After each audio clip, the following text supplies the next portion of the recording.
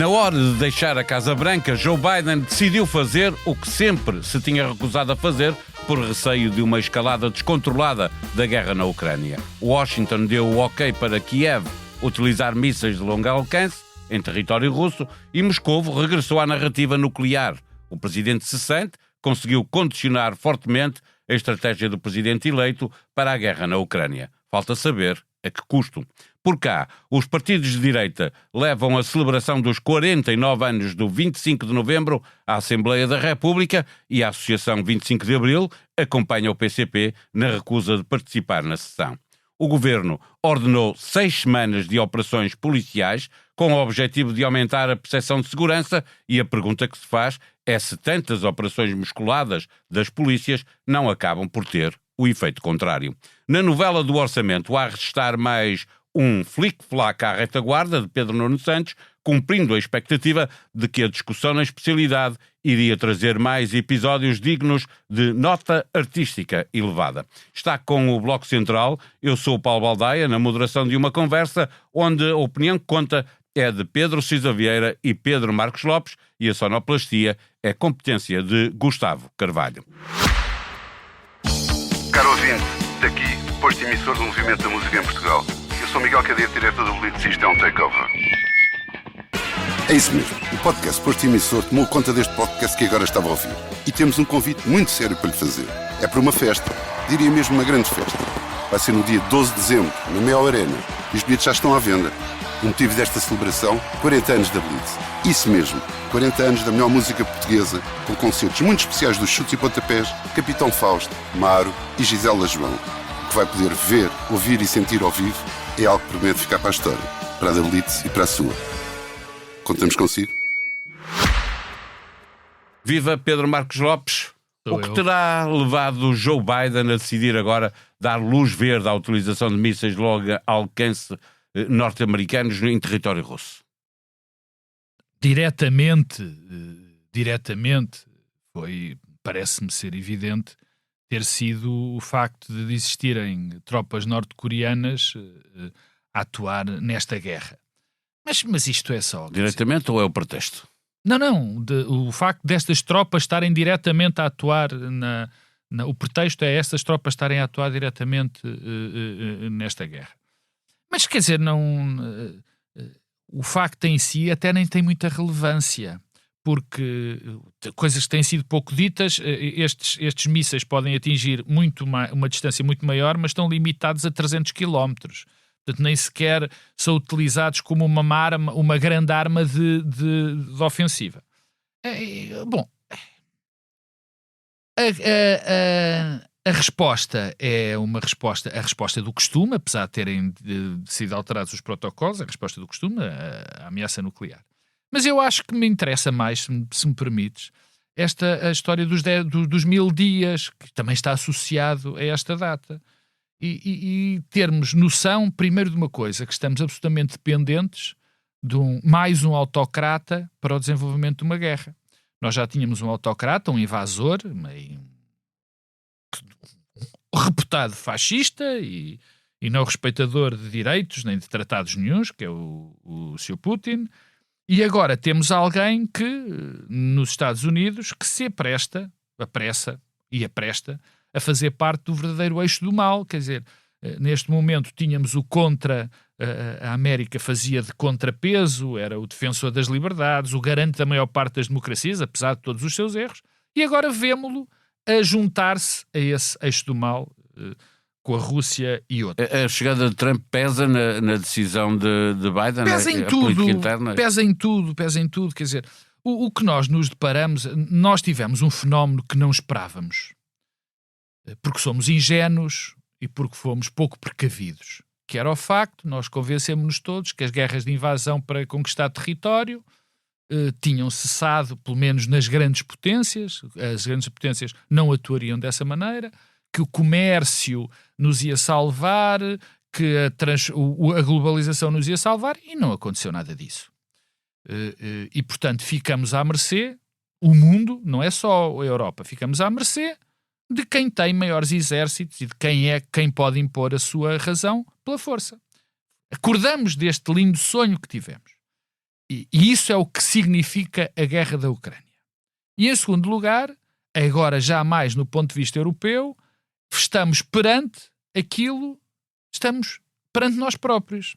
Ou seja, já não temos os Estados Unidos, pelo menos é isto que parece, já não vamos ter os Estados Unidos para nos defender, já não vamos ter os Estados Unidos para permitir com que nós possamos dar mais condições às pessoas e não gastando em armas. E, portanto, vamos ter que dizer às pessoas, olha, atenção, que não podemos dar estes direitos todos porque temos que nos defender. E isso vai ter uma consequência, como todos nós sabemos, política, porque as pessoas estão tão habituadas a não se ter... Já está a ter. Estão tão habituadas a não se terem de defender, que não encaram dois factos, que é o facto de ganharem menos, terem menos direitos, e o segundo facto terrível, que é o de terem de mandar os seus filhos para a guerra. Porque sabes, Paulo, e com isto termino, não é só na opinião que nós vemos em muitos sítios da Europa e aqui também, que nos faz lembrar muito o Chamberlain e a invasão dos Sudetas.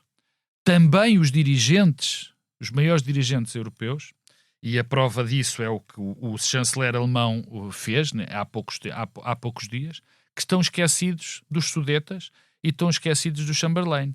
E em termos muito rápidos, o Hitler também, quando invadiu a Checoslováquia, a zona dos Sudetas, porque tinha lá uma população alemã e, portanto, tinha que os proteger. Exatamente o mesmo argumento que Putin está a utilizar na Ucrânia. Não apenas na Ucrânia, também na Geórgia. Também na Geórgia, e há de ser nos outros, porque, como tu sabes, a União Soviética espalhou muito, como a Prússia também tinha espalhado muita gente. Não da mesma forma, mas isso agora não interessa nada. E do Chamberlain, a tese de que vamos deixar tudo porque não queremos ir para as guerras, porque os nossos filhos não podem ir para as guerras. E, infelizmente, já devíamos ter caído mais depressa da nossa ingenuidade, porque o que nós temos perante nós é o facto. É um bocadinho aquela espécie do imperativo kantiano, aquela história, se desistes é porque já morrestes. E isso, infelizmente, para mal dos nossos filhos e netos, está muito perante nós, e o Trump veio acelerar esse processo. Esta resposta de Joe Biden na hora de sair da Casa Branca pode acabar por ter mais custos que proveitos, precisa ver. Não sei. Eu não consigo. O que me parece, em termos de raciocínio, que pode ter sido feito pela administração americana, é que a guerra na Ucrânia vai mudar e muito provavelmente acabar. Até ao momento, quer os Estados Unidos, quer a União, os aliados europeus, digamos assim, tinham aquela ideia de que continuariam a apoiar a Ucrânia, a fazer a guerra de resistência à invasão russa, até que a Ucrânia definisse os termos em que estava disponível para fazer a paz. Que não cabia nem a americanos, nem aos outros países europeus dizerem em que termos se deveria fazer a paz, por cedência de território, por qualquer outra coisa, mas que deveriam ser os ucranianos a fazê-lo. E o que me parece que a eleição de Donald Trump faz é inverter os dados do problema. E, portanto, se até aqui a administração americana, que era um grande apoiante da Ucrânia, mas sempre com dificuldades, porque a ajuda chegava atrasada, porque não se queriam ver diretamente envolvidos na guerra e, portanto, tinham sempre uma perspectiva de contenção na resposta que apoiavam a Ucrânia a dar. Com os tanques, com os aviões. Com os aviões, as coisas chegavam sempre tarde e sempre com muitas condições e não podem atacar território russo, etc, etc. Portanto, nós apoiamos, mas é para manter esta situação até que vocês decidam que querem fazer a paz e em que termos querem. E a eleição de Donald Trump, já se percebeu, vai pôr termo a isto. De tal maneira que os próprios ucranianos, quando Donald Trump diz a guerra tem que acabar e no limite eu não estou disponível para apoiar o esforço de guerra ucraniano, são os próprios ucranianos que já começam a colocar a hipótese de negociar a paz e que eventualmente a paz venha a troco de concessões territoriais. Isto já está a ser discutido abertamente por altos responsáveis ucranianos. Isto era uma coisa que, enfim, se falava em surdina desde há muito tempo, desde praticamente o início da guerra, se dizia que a guerra para acabar tinha que acabar numa negociação qualquer. E é sempre assim que acontece. E, portanto, quando isto começa a ser assim, quando as pessoas começam a dizer a Ucrânia a guerra não vai continuar, o problema que se começa a discutir é qual é a paz que se vai ter. E numa negociação, quem tem mais força no terreno, quem tem mais capacidade de ditar, é aquele que tem mais capacidade de ditar os termos da paz. Estão todos à procura de chegar a essa negociação na melhor posição possível. E é o que me parece, quer dizer, Putin fez agora uma grande ofensiva logo a seguir à eleição do Trump, onde envolveu soldados norte-coreanos, e, portanto, era quase como uma tentativa de consolidar. O Putin fala abertamente e tal, tem que haver. O Putin já disse, mais uma vez, quais são as condições. A Rússia fica com aqueles territórios que já declarou serem seus, mais aqueles que é mais do que aquilo que efetivamente controlam no terreno, e a Ucrânia mantém-se neutral. Basicamente, não há apoio NATO, provavelmente vai supor uma adesão à União Europeia e, de alguma maneira, uma espécie de estatuto da Ucrânia como um Estado castrado, é menos até do que a chamada finlandização, aquela situação em que a Finlândia, depois da Segunda Guerra Mundial, se manteve como um Estado neutro, que não fazia parte nem do Pacto de Varsóvia nem da NATO, e que, para manter a sua independência, se mantinha, de alguma maneira, neutral. E eu acho que o Vladimir Putin estava a tentar forçar a mão, e aquilo que eu admito que os americanos tenham dito é: esta é a altura de ajudar a Ucrânia a melhorar a sua mão numa futura negociação.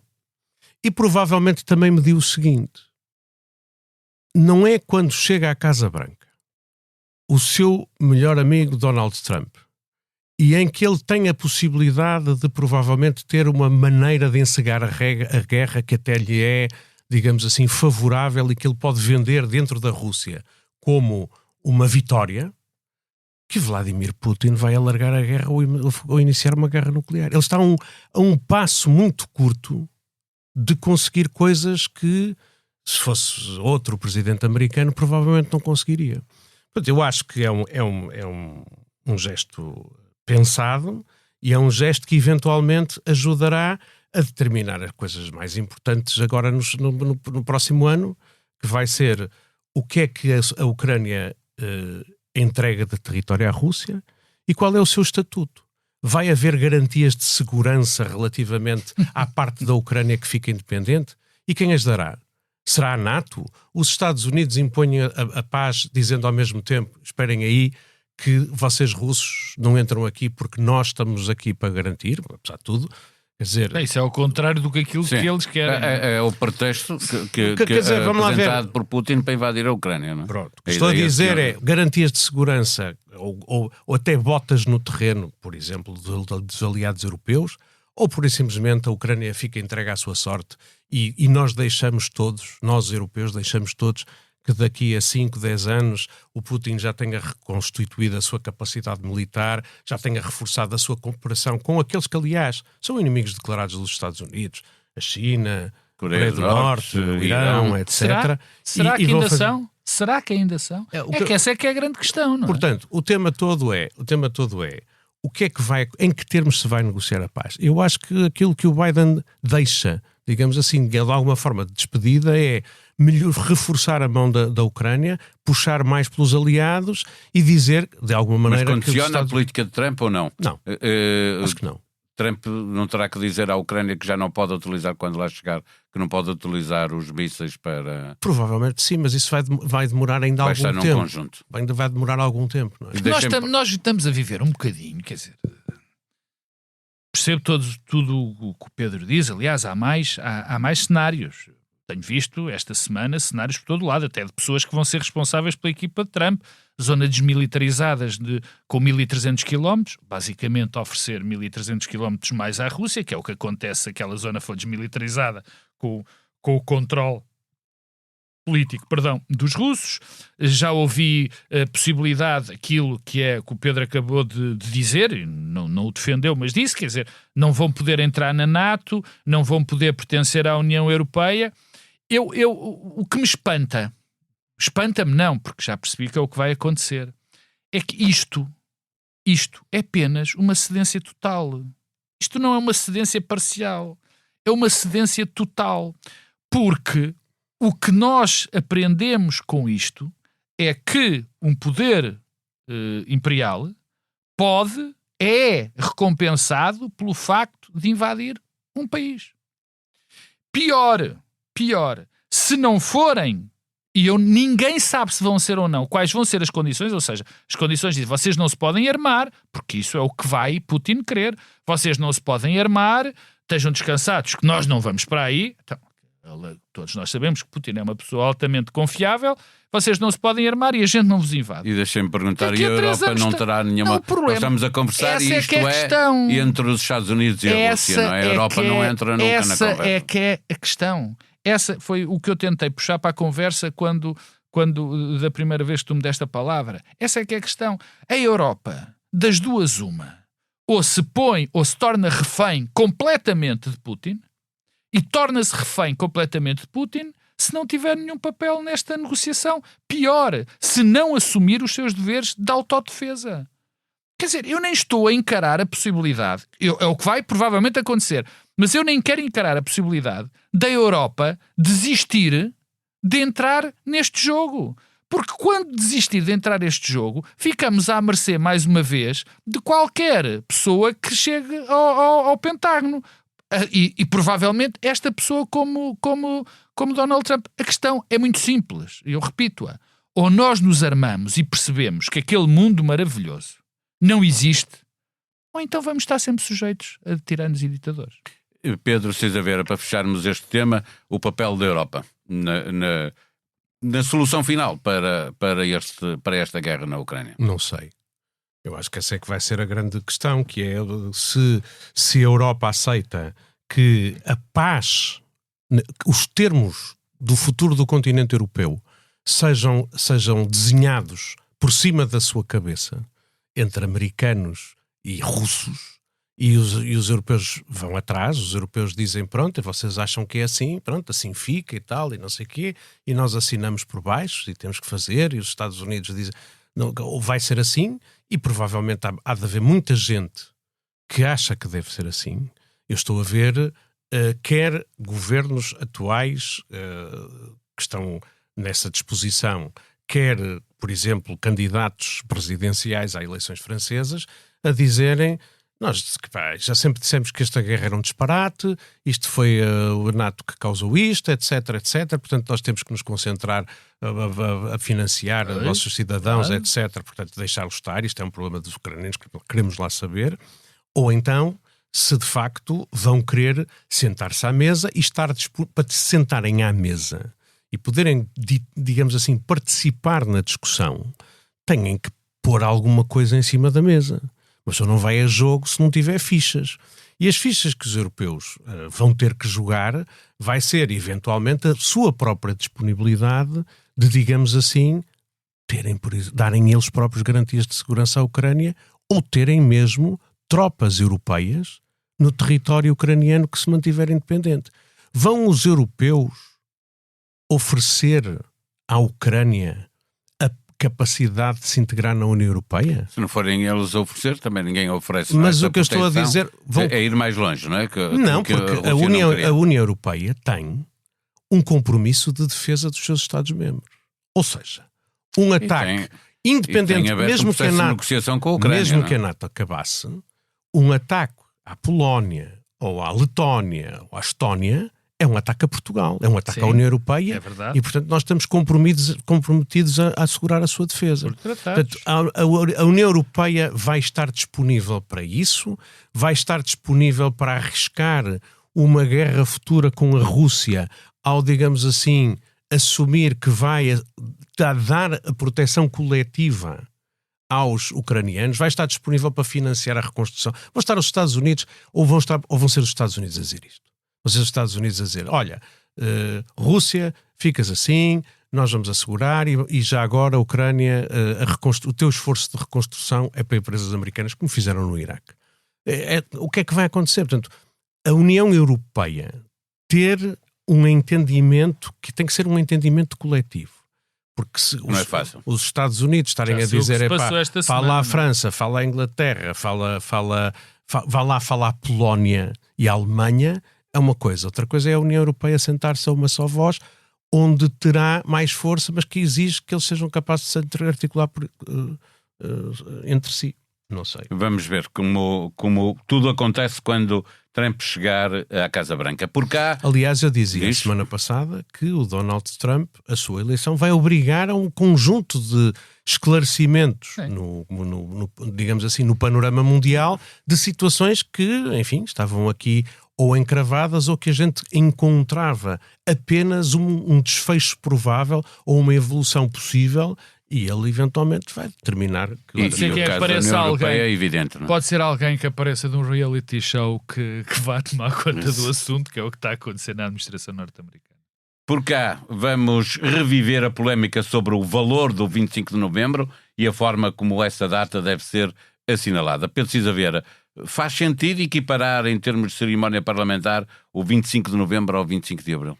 Não. Evidente que não. Mas é isso que está a ser feito. Não, eu sei que sim. Nem é 49 anos de 25 de novembro e 50 de 25 de abril. Não, porque aquilo que eu percebi que foi aprovado na Assembleia da República com votos da AD e do Chega e julgo da Iniciativa Liberal foi passar a assinalar anualmente o 25 de novembro com uma cerimónia muito semelhante àquela que ocorre no 25 de abril. É equiparar com o 25 de abril. Portanto, é equiparar ao 25 de abril e isso não faz nenhum sentido. Nós só temos, neste momento, uma cerimónia de Estado na Assembleia da República, que é precisamente o 25 de Abril. Nós não comemoramos na Assembleia da República com uma cerimónia de Estado, não comemoramos o dia da restauração da independência. Nem a República. Nem a República. Portanto, nós temos uma cerimónia de Estado na Assembleia da República que é a propósito do dia 25 de Abril, que tem, obviamente, um significado pelo menos semelhante ao da restauração da independência e ao da comemoração da República, mas que nos está muito mais próximo e que é, digamos assim, um momento fundador do nosso regime constitucional. A Constituição é aprovada em abril de 1976, mas, digamos assim, as eleições para a Assembleia Constituinte são feitas em 25 de abril de 1975, antes do 25 de novembro, e digamos assim, foram as forças que foram eleitas naquele tempo, onde, recordo, o Partido Socialista foi o partido mais votado com 36%, e a seguir foi o PSD. E em terceiro lugar, o PPD na altura, e em terceiro lugar o CDS. Foram estas forças que fizeram a Constituição. O CDS acabou por votar contra, mas foram estas forças que fizeram a Constituição, que se tornou possível por eleições que sucederam ao 25 de Abril. Portanto, esse é o momento fundador. O 25 de novembro é um momento importante na história da consolidação do regime democrático, não tenho dúvidas, mas não tem paralelo com o 25 de novembro. Quer dizer, se nós quisermos encontrar um momento simbólico que, à semelhança do 5 de outubro ou do 1º de dezembro, quer dizer, a restauração da independência não aconteceu num dia. Foi um processo e teve, aliás, uma guerra travada contra a Espanha ao longo de décadas. Porque nós temos que escolher um momento fundador do regime que comemoramos com uma cerimónia de Estado. Estar a meter agora o 25 de novembro não faz nenhum sentido. O único sentido poderia que tem... fazer, deixa-me interromper-te, se fosse assinalar os 50 anos e não uma... Mas isso é o que eu estou a dizer. Se fosse a decidir celebrar os 50 anos do 25 de novembro no próximo ano, 2025, fazia-me todo sentido. Celebrar anualmente não me faz sentido a mim. Qual é o sentido que faz? É uma espécie de uma reconstrução da história que, digamos assim, é muito ilustrativa daquilo de que hoje em dia se faz a política. É à volta de figuras de retórica, de proclamações de princípio e de coisas que têm mais a ver com estas guerras de valores do que propriamente com os problemas, digamos assim, com esta coisa que é mais do que isso. É desistir de celebrar o 25 de Abril como um momento, digamos assim, unificador do país e passar a ter duas datas concorrentes para cavar trincheiras que parece ser a pior maneira de se fazer política. Alguma dessa direita, que quer agora o 25 de novembro, foi derrotada também no 25 de novembro. Se quiseres é o seguinte, aqueles que agora se reivindicam herdeiros do 25 de novembro não fizeram o 25 de novembro. Quem fez o 25 de novembro, quem triunfou no 25 de novembro, foram precisamente as forças que, dentro do grande conflito que existia à época, entre, digamos assim, as forças de centro moderadas, lideradas na parte civil pelo Partido Socialista e por Mário Soares, e na parte militar pelo grupo dos militares moderados, liderados por Melo Antunes, foram esses que fizeram o 25 de novembro. O Sá Carneiro estava ausente em combate. O Freitas do Amaral teve que ser salvo dos cercos que estava sujeito pelo próprio Mário Soares. A direita mais radical tinha sido derrotada no 11 de março e queria estava a meter bombas a partir de Madrid. Quer dizer, não. Pedro Marcos Lopes, deixa-me perguntar-te ainda assim, para obviamente que a tua resposta será tão lata quanto entenderes, se a Associação 25 de Abril, que recusou o convite para estar presente, e o PCP que toma posição faltando à cerimónia, se isto se impunha que fosse assim ou se era melhor dizerem presente para deixar vincada a sua posição. Então eu começo por aí. São duas posições curiosas. Primeiro, o Partido Comunista Português também tem uma narrativa profundamente errada sobre esta data, porque diz que foi contra si próprio. Exatamente, que foi a contra-revolução que ganhou. Não, o PCP não tem razão nenhuma a dizer que a contra-revolução ganhou, porque isto fez parte, de facto, do processo revolucionário. Não fez parte. Fez parte do processo que nos trouxe à democracia. Sim, de acordo, mas do processo, isso é uma questão de nomenclatura. O segundo é de Vasco Lourenço. E a posição de Vasco Lourenço e da Associação 25 de Abril é muito interessante. Sabes que eu acho que esta fantochada, que esta comemoração do 25 de novembro, tem três vertentes que eu acho importante abordar. A vertente da ignorância profunda do que aquilo que aconteceu no dia 25 de novembro. A segunda, o papel dos idiotas úteis neste jogo. E o terceiro, os guerreiros culturais a que se associam e que inventaram esta polémica. Eu começo pelos ignorantes. Os ignorantes que acham que isto foi uma grande vitória da direita são só... Vou-me repetir, são só ignorantes. Os grandes vencedores do 25... Muitos deles sabem bem o que aconteceu. Não, mas não sabem. Alguns por isso é que eu os dividi. Por isso é que eu os dividi entre ignorantes, idiotas úteis e os construtores destas narrativas. E os ignorantes, pelos vistos, não sabem que quem ganhou no 25 de Abril, as forças que prevaleceram, no 25 de Novembro, as forças que prevaleceram foram as forças moderadas, foi o Grupo dos Nove, liderado ideologicamente pelo Major Melo Antunes, foi o Vasco Lourenço e o seu imediato, que era Ramalhianes nessa altura, foi Mário Soares, foi o PS, em larga medida, e eu agora vejo estas pessoas que estão a utilizar isto como uma arma de arremesso contra a esquerda moderada. Isto dá vontade de rir. A responsabilidade da esquerda moderada em contrariar o que me custa, o partido que me custa mais, por muitíssimas razões, que esteja a embarcar nisto, é o Partido Social Democrata. O Partido Social Democrata foi uma parte muito importante deste processo.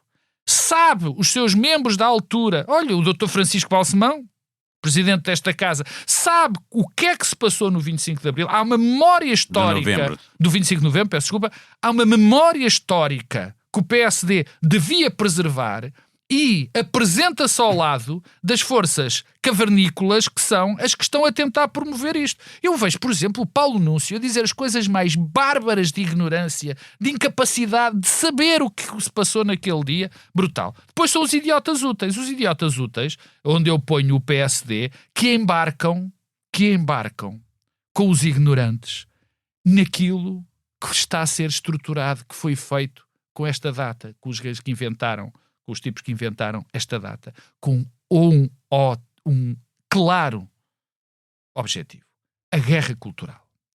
Há uma direita que tomou conta do centro-direita, ou que está a tomar conta do centro-direita, que precisa de umas guerras culturais, precisa de umas datas, precisa de uns momentos. E como esses momentos, este pelo menos não existe, inventa-o. E inventa-o para um objetivo que está a acontecer no mundo inteiro. Não é só aqui. Para cavar trincheiras, para polarizar a sociedade, e para se fazer isso são precisos, repito, essas datas, esses momentos. É o que está a acontecer nesta data. Isto é uma, eu vou repetir, isto é uma fantochada completa. 49 anos. Celebramos 49 anos com as mesmas coisas que celebramos o 25 de Abril. Inventamos uma data no meio que faz parte de um processo. Isto não tem lógica nenhuma e só serve para nos dividir, para cavar trincheiras, para nos pôr uns contra os outros, que é exatamente o que a extrema-direita quer. E onde é que entra aí, passamos para o terceiro tema, a questão da percepção de segurança e esta ideia de um governo que, já partindo são do princípio... tuas, Paulo. Exatamente. Não digas que é a opinião que conta, a nossa. Estou só a enlaçar, estou só a fazer um laço para passar para o outro tema. Partindo do princípio... Até me deixaste aqui sem saber muito bem o que ia dizer. Partindo do princípio que existe em Portugal uma percepção de insegurança, o Governo ordenou que durante 6 semanas, manchete do Expresso, se realizassem mega operações policiais para criar uma percepção de segurança. E a tua percepção, qual é? O que é que está o Executivo a tentar fazer? Paulo, deixa-me começar por dizer o seguinte. Eu acho verdadeiramente exemplificativo daquilo que se está a passar no espaço público, de que nós também somos responsáveis, isto ter saído da agenda mediática. Tu repara, ouviu-se falar daquilo no Martim Muniz, o Expresso faz esta manchete, primeira página, e o assunto morreu. Isto é de uma gravidade enorme. Eu acho que peço desculpa, porque isto é o pretenciosismo de achar que isto, que o Portugal devia parar para analisar isto. Mas eu acho mesmo. Primeiro, o governo ordenar operações policiais é altamente perturbador. Altamente perturbador. Porque o que se passa é que as polícias sabem quais são os problemas de segurança, ou deviam saber, sabem que há como é que se combate, ou onde se combatem os problemas, sabem onde é que são os focos de segurança. Agora, o governo dar ordens a uma polícia que deve ser autónoma... A várias polícias, não é só uma não, junta, as polícias, de acordo, as forças policiais, que deve ser autónoma, é algo que ultrapassa muitos limites do que deve ser a autonomia da polícia num Estado de Direito. Quer dizer, é o princípio da proporcionalidade, quem é que o deve aplicar? São as polícias ou são o governo, através da sua, do seu mandato? Quer dizer, o princípio da conveniência de é melhor ou pior fazer uma operação e naquele local, em determinada altura, é agora o governo que define. Quer dizer, mas como se isto tudo não fosse grave, o que se passa é que aqui há uma instrumentalização política clara das polícias, das forças de segurança. Quer dizer, e como é que se faz essa instrumentalização? Faz-se da pior forma. O governo, vamos lá ver se eu consigo descrever bem isto, é todo um novo paradigma. As polícias, além de preservarem a nossa segurança, vão ter de combater percepções. Certas ou erradas. Quer dizer, se o governo achar que se está a pôr produtos na água para nós virarmos transexuais, ou que se suspeita que os imigrantes estão a comer cães e gatos, acha que deve dar ordem às polícias para combater essas percepções. Isto não é uma caricatura, esta é a possibilidade, é o que está a ser feito. Mas pior ainda, se isto ainda podia piorar, o que se aqui define é o seguinte: o governo que sabe, vou repetir, o governo que sabe que não há um problema de segurança no país, que sabe que não há um problema de segurança no país. Ainda ontem o Expresso comunicava algo que a Polícia de Segurança Pública disse em relação a Lisboa, que não há, a percepção de insegurança não corresponde verdadeiramente. Portanto, o governo, em vez de combater essa percepção de insegurança, dizendo às pessoas, repetindo às pessoas que não há, que não é verdade, que são estes os dados, que não está nada a acontecer, continuamos a ser, repito, dos países mais seguros do mundo, o que é que faz? Não. Alimenta a percepção de insegurança. Porque quando o governo diz vamos combater a percepção de insegurança lançando operações policiais, o que está a dizer é que essa insegurança existe, porque senão não as lançava. Não só o faz, como alimenta ainda mais a sensação de insegurança. da mesma forma, dizendo que há insegurança e vamos combatê-la. Quer dizer, isto é o pior dos mundos. E depois, a conclusão que isto tem, não é? É uma conclusão também política, que eu já repeti aqui milhares de vezes. O governo convencido, através desta ação de propaganda política para a qual utiliza as forças de segurança, está a tentar ter dividendos políticos para que se diga este governo está a tornar as coisas mais seguras, porque está a lançar estas campanhas. Eu tenho uma novidade para o governo que não precisaria de dar. Quem ganha com isto... Eu chego, obviamente. Cisa Vieira, estas mega operações podem ser, como estava a dizer o Pedro, contraproducentes, no sentido que, procurando aumentar a percepção de segurança, estão a fazer o contrário, não é? Estão a criar uma ideia de que há um problema para resolver que é sério. Eu acho que as mega operações em si, não. É sobretudo o discurso à volta delas que pode ou não contribuir para isso.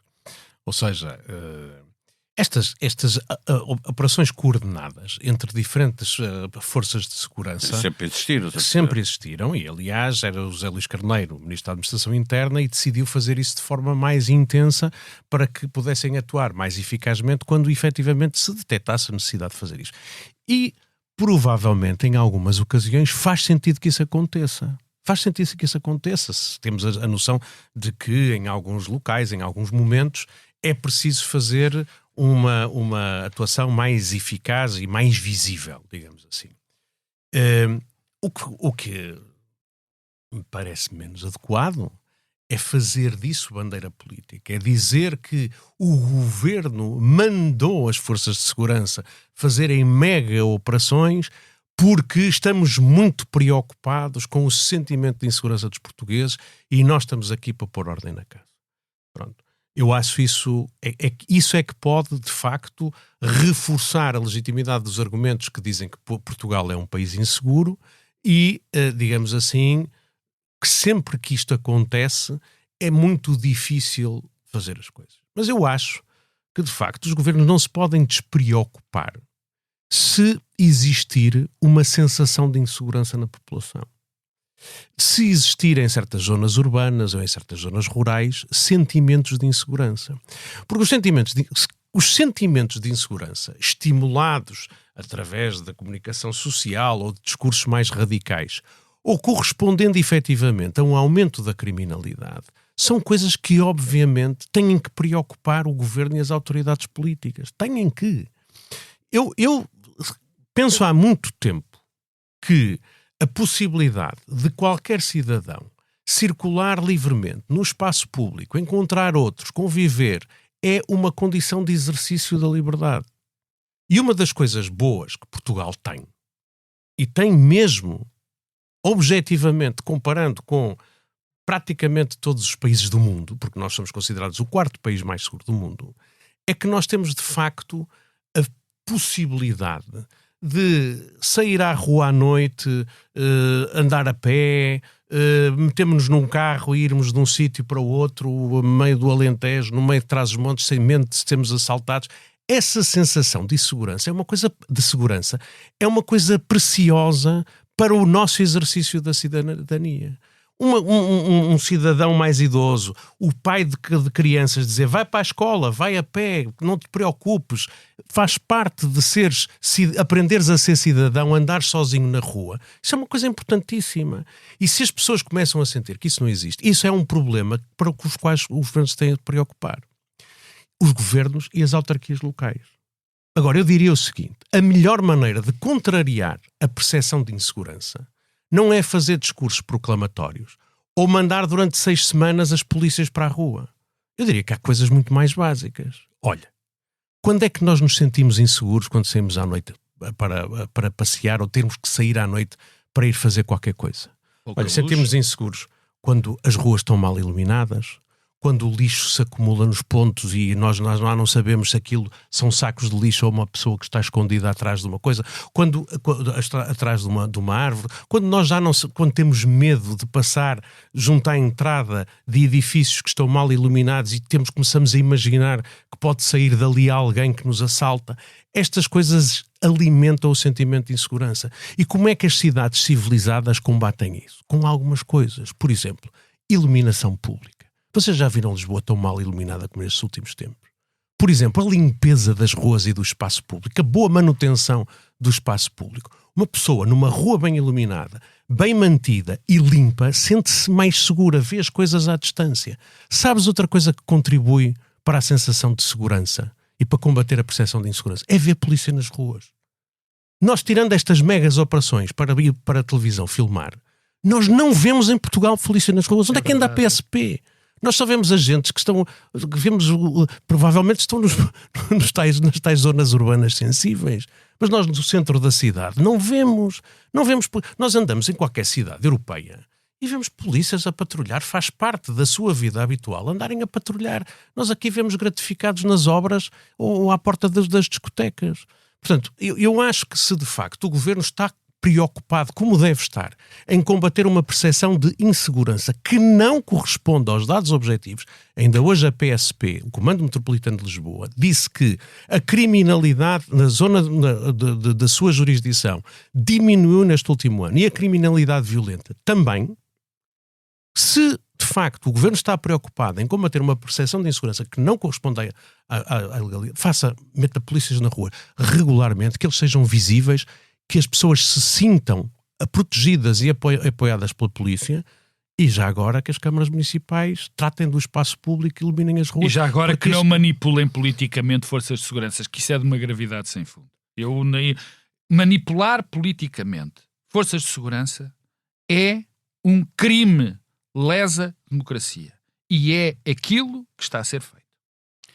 Vamos para o último tema deste nosso episódio, o flic-flac à retaguarda. O PS não chegou a acordo com o Governo no orçamento do próximo ano, porque tinha a firme convicção, disse Pedro Nuno Santos, de que descer o IRC num ponto percentual era mau para o país, mas acaba a viabilizar essa descida. Para começo de conversa neste tema, eu peço a cada um dos dois uma nota para este flic-flac de Pedro Nuno Santos. A minha nota é muito rápida. O nosso moderador Paulo Baldaia, que tem uma opinião que conta e muito, sim, acaba de definir no fundo acabas de definir, é um flic-flac, mas eu acho que este flic-flac acrescenta aos vários flic-flacs que o Pedro Nuno Santos tem feito e que já são demais. Parece-me claro, e mas desculpa não aquela abordar... chantagem que fez o PSD, havia outra hipótese? Pergunto. Paulo, eu acho que sim, mas o problema neste momento já não é cada flic-flac per si, percebes? O problema neste momento é que nós ainda não conseguimos perceber uma linha para Pedro Nuno Santos. E cada vez me parece mais que Pedro Nuno Santos está não é mais interessado, acho que está enganado.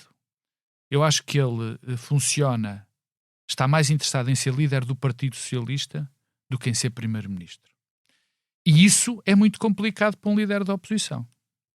Porque não basta tu teres, para ganhar o poder, não basta seres o líder de um partido pacificado.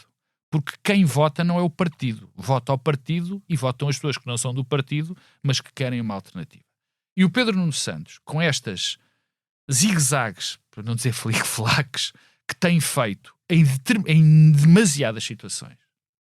E eu tenho que também dizer que é um flic-flac, um zigue-zague, aquilo que fez com o Ricardo Leão.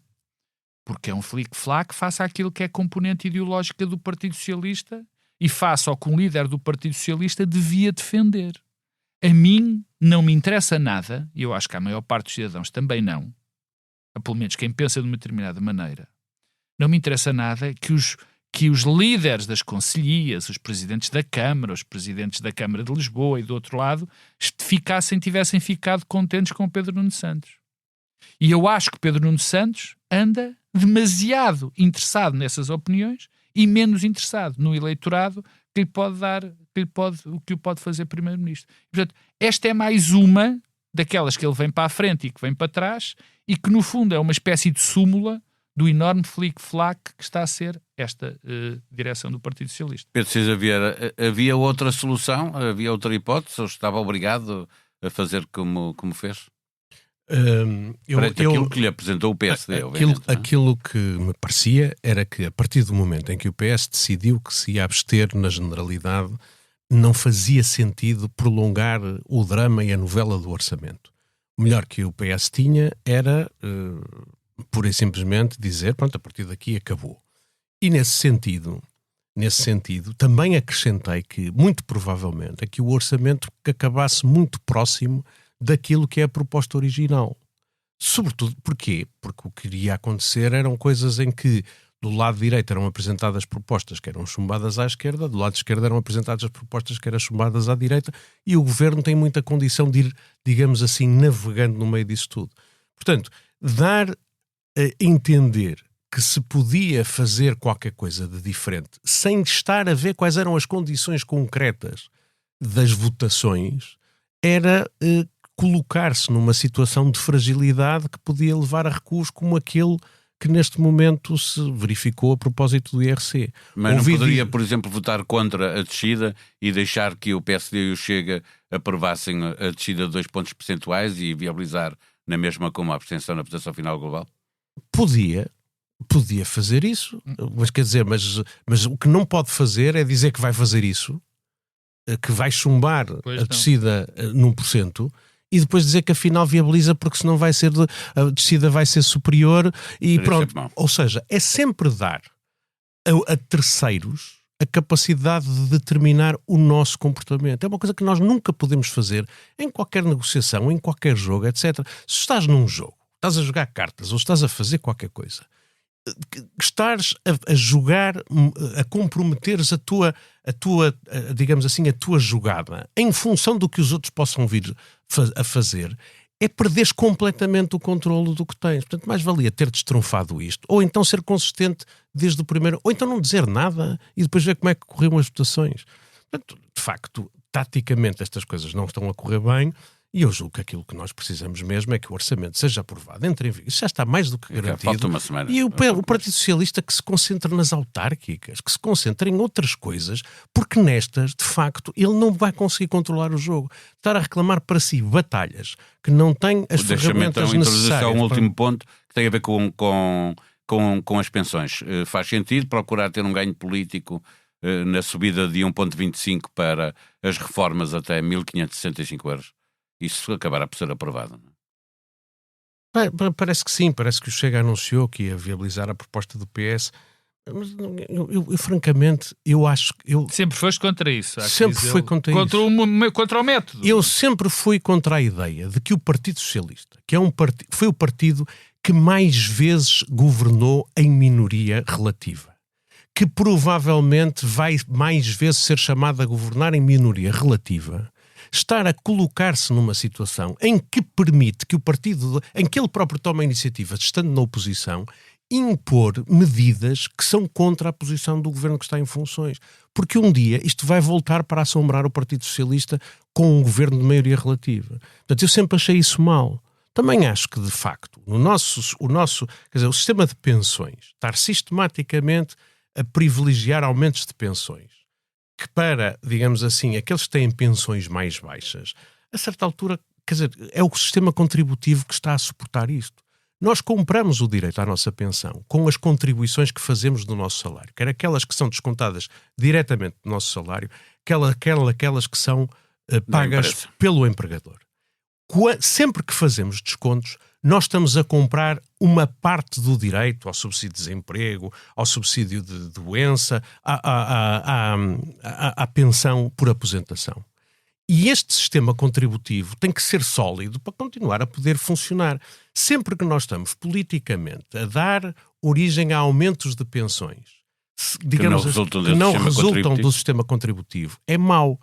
E há uma preocupação que nós temos que ter de justiça social, de combate à pobreza, que essa se faz através de complementos que são pagos não pelo sistema contributivo, mas pelo orçamento do Estado, coisas como o complemento solidário para idosos ou coisa assim, que basicamente visam que aqueles idosos que não têm outros recursos para além de uma pensão muito baixa, não fiquem numa situação de pobreza. E este ano, aliás, o Governo já aumentou e já manifestou a intenção de aumentar o limite do complemento solidário para idosos. Portanto, eu acho que quer do ponto de vista digamos assim, de princípio de governação por parte do Partido Socialista. Quer do ponto de vista da justiça do sistema, não me faz sentido, será aprovado, que ninguém, também é esta coisa, não acredito que ninguém vá dar crédito ao Partido Socialista por isso. Pedro Marcos Lopes, para fechar este tema, eu ia acabar sobre isto. Se o Partido Socialista acha que os reformados e pensionistas vão lhe agradecer a ele esta subida, não vão. Já disse isto variadíssimas, agradece a quem está no poder. Eu não quero, enfim, nós temos que aqui também fazer uma certa ponderação. O Governo não pode dizer que lhe estão a estragar o orçamento, dizendo que quer uma subida de 2%, de uma descida de 2% no IRC, que vale 330 e tal milhões, e depois dizer que não quer que suba as pensões que têm um valor inferior. Quer dizer, temos que ser, o Governo tem que ser minimamente coerente naquilo que está a fazer. Não pode dizer que estoura porque deixa de receber do IRC e depois dizer que estoura porque vai dar aos pensionistas. Eu quero dizer só uma coisa em relação a este sistema. Eu sou contra, porque tenho algum pensamento social-democrata, sou contra os sistemas assistencialistas. Isso acabou, não é? Eu sou absolutamente contra esta história, que também foi... Ao contrário, desculpa, o sistema assistencialista é o que temos, o que havia antes. Nós temos um sistema previdencial. O que eu não quero é aquele que foi antes do homem da Prússia, quer dizer, de nós contribuirmos eventualmente quando decidimos para problemas que são estruturais ou questões que são estruturais, ou seja, eu sou contra, serei sempre contra aquilo que aconteceu que o governo do PS fez. Há situações extraordinárias, e o governo do PSD também fez, que é oferecer a dada altura X dinheiro às pessoas. Isto não resolve a situação. Isto é um bocadinho como as esmolas. Mas vamos lá ver, o governo do PS fez isso num contexto de subida muito grande da inflação e sobretudo de aumento dos preços dos bens alimentares. E, portanto, foi uma medida extraordinária para combater uma situação extraordinária. O governo este ano dá um complemento, um bónus extraordinário que não tem essa justificação. Pedro, eu acabo de dizer que há situações extraordinárias que podem justificar isso. Mas isso é uma exceção das exceções. Quer dizer, porque senão voltamos à situação da esmola, que era o sistema que existia antes do nosso esquema de segurança social. Manipulação política, obviamente. Isso, claro. Mas isso, olha, isso até ao menos. Mas é estruturar não é só estruturar. Abusar de medidas que são oferecidas. Nem o Cavaco Silva, todos nós nos lembramos, somos velhos, Cavaco Silva, para ganhar umas eleições, em grande parte inventou uma coisa que não existia em lado nenhum. Foi o 14º mês dos reformados. Foi algo de verdadeiramente extraordinário que fica para a história da política nacional como a pessoa que está sempre a falar das contas certas inventou algo que não existe em lado nenhum, que é as pessoas que já não trabalham recebem o subsídio de férias. E, quer dizer, mas nem aí... Não, recebem sem terem contribuído para ele. E também. Mas nem aí Cavaco Silva prescindiu dos seus critérios, portanto, da sua coerência. Não ofereceu dinheiro naquela altura para ganhar sempre as eleições. Não digo que não, mas é uma coisa estrutural. Ainda hoje, passados desde 91 até agora, 30 anos. E nunca mais vamos deixar de receber o 14º mês. Vamos ver como é que evolui a segurança social. Isso é um tipo dizer é demais. O que ler, o que ver, o que ouvir, livros, exposições, teatro, cinema e na despedida uma proposta musical. Estamos a fechar este episódio com o Bloco Central de Interesses. Pedro Marcos Lopes, propostas para esta semana. Sim, senhor. 2. A primeira é recomendar a um seminário da Plataforma de Crescimento Sustentável, algo que foi lançado por Jorge Moreira da Silva há uns anos, em Serralves, sobre democracia e inteligência artificial, que vai não só convidados estrangeiros, mas nacionais, que eu recomendo muito. É na segunda-feira, dia 25 de novembro, em Serralves. O segundo é algo que eu tive ando fascinado. Já li os livros. Há um autor, um tipo que nasceu na Holanda, e que nasceu na Holanda, sim, nasceu na Holanda, mas agora vive no Chile, viveu em Buenos Aires até aos 12 anos, que se chama Benjamin Labatut, que é um tipo que me absolutamente fascinou pelos últimos livros que eu li, que é o Terrível Verdor e o Maniac. Li os 2 livros de um fôlego e são extraordinariamente curiosos, são sobre... aquilo é muito bem relatado cientificamente, é de um conhecimento científico extraordinário, sobre cientistas que marcaram o século XX, o von Neumann, que inventou o primeiro computador, mas também foi um dos grandes contribuintes para a bomba atómica. No Terrível Verdor ele fala do Fritz Haber, que por causa do Fritz Haber nós podemos neste momento ter a população que temos, porque ainda hoje, pela descoberta do Fritz Haber em 1913 ou 14, por causa do Fritz Haber, nós ainda hoje, por causa dessa invenção, metade da população, metade da alimentação da população é por causa dessa invenção. E, no entanto, ele também inventou as terríveis bombas de químicas e explosivos que fizeram aquela mortandade toda na Primeira Guerra. E isto é para dar um exemplo do que ele fala. Ele fala de cientistas, dos desenvolvimentos científicos, dos contraditórios que podem ser, mas também é literatura, porque é escrito de uma maneira extraordinária. E é sobretudo não só da parte da ciência, mas é muito da contradição que nós somos e daquilo que fazemos. É o Benjamin Labatut, chama-se O Terrível Verdor e o Maniac. Leiam, que é um extraordinário. 2 livros para ler e fechamos com uma música sugerida por Pedro Cisa Vieira. Já leste o Labatut, Pedro Cisa Vieira? Não li o Labatut, mas já me falaste disso e faço intenções de ler. Pronto. Bom, então eu estou a olhar para trás no tempo para 1964. Foi um ano onde aconteceram várias coisas muito... Nasceram vocês os dois, seus egocêntricos.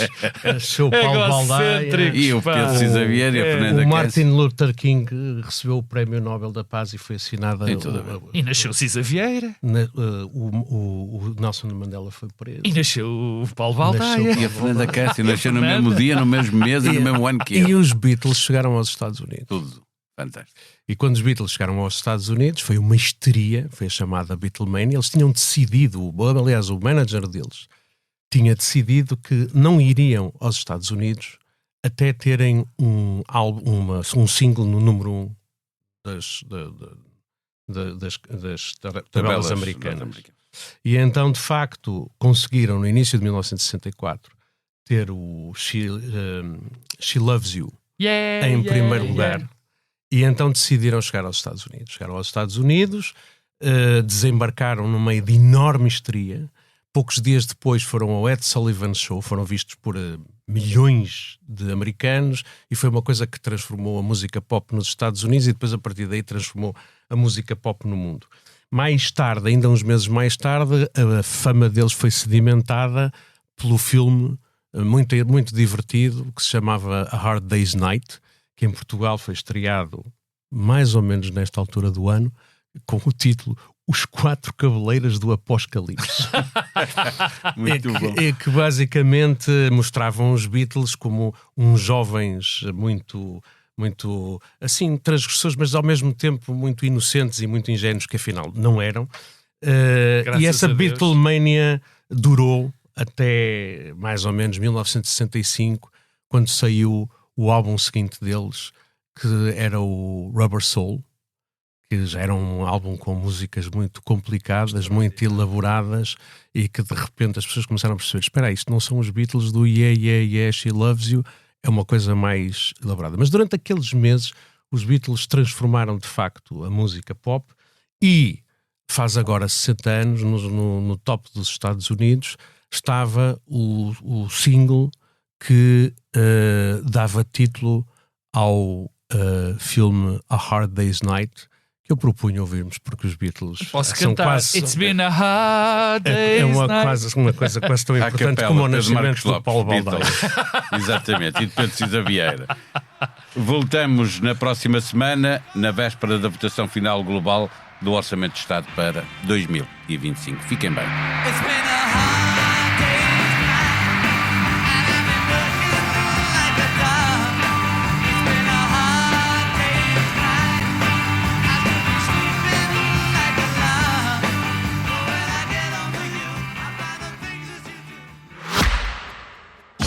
Caro ouvinte, daqui, posto emissor do Movimento da Música em Portugal. Eu sou Miguel Cadeia, diretor do Blitz, e isto é um takeover. É isso mesmo. O podcast Posto Emissor tomou conta deste podcast que agora estava a ouvir. E temos um convite muito sério para lhe fazer. É para uma festa, diria mesmo uma grande festa. Vai ser no dia 12 de dezembro, na Mel Arena. E os bilhetes já estão à venda. O motivo desta celebração, 40 anos da Blitz. Isso mesmo, 40 anos da melhor música portuguesa, com concertos muito especiais dos Chutes e Pontapés, Capitão Fausto, Maro e Gisela João. O que vai poder ver, ouvir e sentir ao vivo é algo que promete ficar para a história, para a da Blitz e para a sua. Contamos consigo?